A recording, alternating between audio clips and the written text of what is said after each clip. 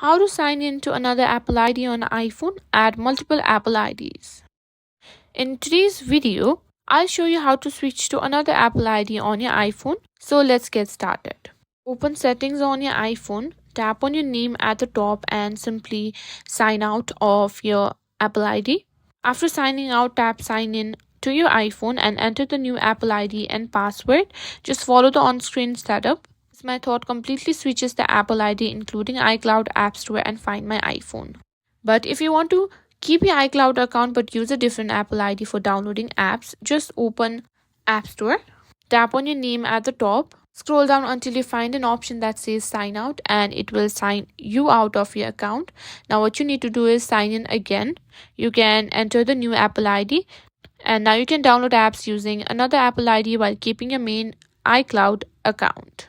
Now, if you want to use different Apple IDs for iMessage or FaceTime, what you need to do is open your settings app, scroll down and tap on apps and simply go to messages.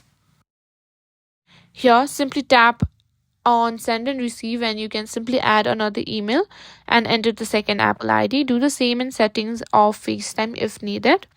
And that's it. That's how you sign into another Apple ID and use multiple Apple IDs on your iPhone.